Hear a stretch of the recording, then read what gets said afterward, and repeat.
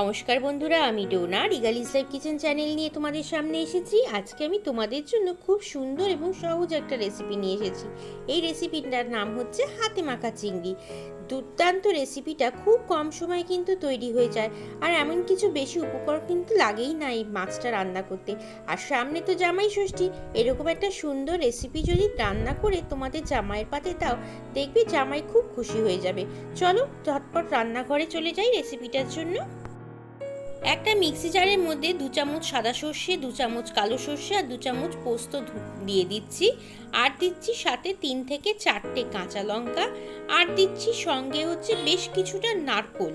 দেখো নারকোলটা ছোট ছোট করে টুকরো করে রেখেছি, সেটা দিয়ে দিলাম। এর মধ্যে দিচ্ছি সামান্য পরিমাণে নুন আর সামান্য পরিমাণে কিন্তু টমেটো। এখন এটা একটা মিহি পেস্ট তৈরি করে নেব। 400 গ্রামের মতো চিংড়ি মাছকে ভালো করে ধুয়ে নিয়েছি। তার মধ্যে দিচ্ছি নুন, সামান্য পরিমাণে একটু হলুদ কিন্তু কম ব্যবহার করছি। আর দিচ্ছি যে পেস্টটা তৈরি করে রেখেছিলাম সেই পেস্টটা। এই পেস্টটা কিন্তু 400 গ্রাম চিংড়ি মাছের জন্য পুরোটাই লেগে যাবে। হাফ চামচের একটু বেশি পরিমাণে কিন্তু চিনি দিলাম, চিংড়ি মাছ তো একটু মিষ্টি মিষ্টি হবে। আর দিচ্ছি খুব সামান্য পরিমাণে কিন্তু কাশ্মীরি লঙ্কার গুঁড়ো। এর মধ্যে কিন্তু সর্ষের তেল দিয়েই করতে হবে, সেই জন্য 3 থেকে 4 চামচের মতো সর্ষের তেল দিয়ে দিলাম। এখন এই সমস্ত উপকরণকে খুব ভালো করে মাখিয়ে কিন্তু অন্ততপক্ষে 45 মিনিট রেখে দেবে। আর এর মধ্যে কিন্তু কিছুই দেওয়ার নেই, এখন এটাকে ডাইরেক্ট আমরা রান্না করব। আর এই রান্নাটা কিন্তু অবশ্যই সর্ষের তেলে করতে হবে, তাহলেই কিন্তু এটার টেস্ট আসবে। ম্যারিনেট করার জন্য কিন্তু যা যা উপকরণ লাগবে সব কিন্তু দেওয়া হয়ে গেছে। এটা যত ম্যারিনেট হবে ততই কিন্তু টেস্ট বেশি হবে। আমি 45 মিনিট পরে রান্না করছি। চলো এটাকে ঢাকা দিয়ে রেখে দিই ভালো করে। কড়াতে আমি 3 থেকে 4 টেবিল চামচের মতো সর্ষের তেল দিয়ে দিলাম। তেলটাকে কিন্তু খুব ভালো করে গরম করে নিতে হবে, না হলে কিন্তু সর্ষের তেল দিয়ে কাঁচা গন্ধ বেরোবে। তেলটা দেখো খুব ভালো করে কড়াইয়ের চারদিকে লাগিয়ে নিয়েছি, আর তেলটা কিন্তু গরমও হয়ে গেছে। এখন আমরা চিংড়ি মাছগুলোকে কিন্তু তেলের মধ্যে ছেড়ে দিচ্ছি। দেখো আমি এখানে 4 টেবিল স্পুনের মতো তেল নিয়েছি।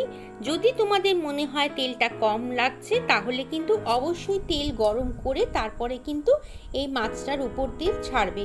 কখনোই কিন্তু ঠান্ডা তেল এই মাছটার উপরে দিও না, তাহলে কিন্তু একটা কাঁচা গন্ধ বেরোবে। আর সবার শেষে কিন্তু তোমরা এর মধ্যে 1 চামচের মতো কাঁচা সর্ষের তেল দিতে পারো, কিন্তু এখন রান্নাটার সময় কিন্তু কাঁচা তেল একদমই দিও না। দেখতেই পাচ্ছ কি সুন্দর রংটা হয়েছে। এখন কিন্তু এর মধ্যে আর কিছু করার নেই, আস্তে আস্তে করে মিডিয়াম আঁচ করে আমরা কিন্তু রান্নাটাকে সেরে ফেলবো। এই হাতে মাখা চিংড়ি মাছটা খেতে কিন্তু দুর্দান্ত লাগে। গরম গরম ভাতের সঙ্গে এরকম একটা পদ যদি থাকে, তাহলে দেখবে বাড়ির সবাই কিন্তু খুশি হয়ে যাবে। চলো এটাকে একটু ঢাকা দিয়ে রাখি আমরা এখন। 5-7 মিনিটের জন্য ঢাকাটা দিয়ে রেখেছিলাম। ঢাকাটা তুলে আমরা কিন্তু চিংড়ি মাছটাকে মাঝে মাঝে একটু নেড়ে চেড়ে দেবো, যাতে তলা থেকে ধরে না যায়। এইভাবে কিন্তু আস্তে আস্তে করে ঢাকা দিয়ে আবার ঢাকা সরিয়ে চিংড়ি মাছটাকে কিন্তু রান্না করে নিতে হবে। একদমই হাই ফ্লেমে করো না, তাহলে কিন্তু পুড়ে যেতে পারে। আবার ঢাকা দিয়েছিলাম, দেখতেই পাচ্ছ মাছটা থেকে সামান্য পরিমাণে জল উঠেছে। আর হ্যাঁ, একটা কথা বলে রাখি, যে পেস্টটা আমরা তৈরি করেছিলাম মিক্সির মধ্যে, তার মধ্যে কিন্তু একদমই অন্য জল দেবে না, তার মধ্যে কিন্তু ডাবের জল দিয়ে পেস্টটাকে তৈরি করতে হবে। আমিও কিন্তু জল হিসেবে সেই ডাবের জলটাকে ব্যবহার করেছিলাম। 1 গ্লাস ডাবের জল বেরিয়েছে, সেই জন্য সেই জলটা যতবার চিংড়ি মাছটার মধ্যে প্রয়োজন ততবার কিন্তু সেই জলটাই ব্যবহার করতে হবে। দেখো এখন আরেকটু ডাবের জল আমি এর মধ্যে দিয়ে দিচ্ছি, তাহলেও কিন্তু চিংড়ি মাছটার টেস্টটা অনেক বেশি হবে। সেই জন্য চেষ্টা করবে জলটা কিন্তু অবশ্যই এই ডাব বা নারকেলের জল দিয়ে রান্না করতে। এই দেখো রান্নাটা থেকে আস্তে আস্তে কিন্তু তেল ছাড়তে শুরু করে দিয়েছি। এইভাবে করে যখন দেখবে তেল ছাড়া ছাড়া হয়ে গেছে, তখন জানবে যে রান্নাটা কিন্তু তোমাদের প্রায় শেষের পথে। এখন আবার আমি কিন্তু আস্তে আস্তে করে খুন্তিটা দিয়ে নেড়ে চেড়ে নেব। এখনও কিন্তু পুরোপুরি রান্নাটা হয়নি। আমি কিন্তু এই রান্নাটা একটু শুকনো শুকনো করতে চাইছি, খুব বেশি ঝোল ঝোল কিন্তু ভালো লাগে না এই রান্নাটার মধ্যে। সেই জন্য একটু শুকনো শুকনো করতে চাইছি, আর মাছটাকে কিন্তু আর একটু সেদ্ধ হতে হবে। এই মাছটা যেহেতু একটু মিষ্টি মিষ্টি হয়, সেই জন্য সামান্য পরিমাণে আর একটু চিনি দিয়ে দিলাম, আর দিয়ে দিলাম 2টো কাঁচা লঙ্কা। এই কাঁচা লঙ্কাগুলোকে কিন্তু আমি চিড়ে রেখেছিলাম, যে যেরকম ঝাল খাও সেই অনুযায়ী কিন্তু কাঁচা লঙ্কা অ্যাড করো। আর কাঁচা লঙ্কার গন্ধটা রান্নায় কিন্তু বেশ ভালো লাগে। চলো একটু নাড়াচাড়া করে দিই, যাতে তলা থেকে ধরে না যায়। 5-7 মিনিট পরে তোমাদের সামনে ফেরত আসলাম। দেখতেই পাচ্ছ রান্নাটা কিন্তু একদম শেষের পর্যায়ে চলে এসেছে। এখন আমি ওপর থেকে এর মধ্যে কিন্তু নারকোল কোড়া দিয়ে দিলাম। বেশ খানিকটা নারকোল কোড়া কিন্তু এই রান্নাটার জন্য প্রয়োজন, এবং সেটা কিন্তু অবশ্যই রান্নার শেষে দেবে। এখন নারকোল কোড়াটাকে মাছের সাথে বেশ ভালো করে মিশিয়ে দিয়ে তারপরে কিন্তু গ্যাসটাকে আমি বন্ধ করে দেবো।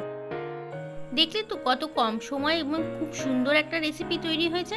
আর যারা চাকুরি করো তারা কিন্তু এরকম করে ম্যারিনেট করে ফ্রিজে রেখে দিলে এসে কিন্তু ঝটপট এরকম একটা মাছের ঝোল তৈরি করে ফেলতে পারবে। আর গরম গরম ভাতের সাথে তো দারুণ লাগে এরকম মাছের ঝোল। দেখো অনেকটা কিন্তু শুকনো শুকনো হয়ে এসছে, এবং রান্নাটা দিয়ে খুব সুন্দর কিন্তু গন্ধও বেরোচ্ছে। এর থেকে বেশি কিন্তু আমি আর শুকোবো না, আর 2-1 মিনিট নাড়াচাড়া করেই কিন্তু গ্যাসটা বন্ধ করে দেবো। কেমন লাগলো রেসিপিটা অবশ্যই কিন্তু তোমাদের মতামত আমাকে কমেন্টের মাধ্যমে জানিও। আর আমার চ্যানেলটা যদি তোমাদের ভালো লাগে তাহলে কিন্তু সাবস্ক্রাইব করে নিয়ে পাশে থাকা বেল আইকনটা টিপে রেখো, তাহলে আমি যখনই ভিডিও আপলোড করব তার নোটিফিকেশন তোমাদের কাছে পৌঁছে যাবে। চলো এবার ঝটপট করে সার্ভ করে দিই। এই দেখো তৈরি হয়ে গেছে হাতে মাখা চিংড়ি। এর স্বাদ কিন্তু এতই অপূর্ব, একবার রান্না করলে কিন্তু বারবার মন চাইবে। আর তোমাদের প্রথমেই বললাম সামনে তো জামাই ষষ্ঠী, এইরকম একটা সুন্দর রেসিপি তৈরি করে জামাইকে কিন্তু উপহার দিতেই পারো। দেখবে জামাই কিন্তু খুশি হয়ে যাবে। কেমন লাগলো রেসিপিটা? যদি ভালো লাগে লাইক কমেন্ট শেয়ার করো, নতুন বন্ধু হয়ে থাকলে কিন্তু চ্যানেলটাকে সাবস্ক্রাইব করে নিও। চলো আজকের মতো বিদায় নিই। গরম গরম ভাতের সাথে বাড়ির লোককে আমি রেসিপিটা পরিবেশন করে দেবো। আবার আসবো অন্যদিন অন্য একটা সুন্দর রেসিপি নিয়ে। ততক্ষণ সবাই ভালো থেকো এবং সবাইকে টাটা।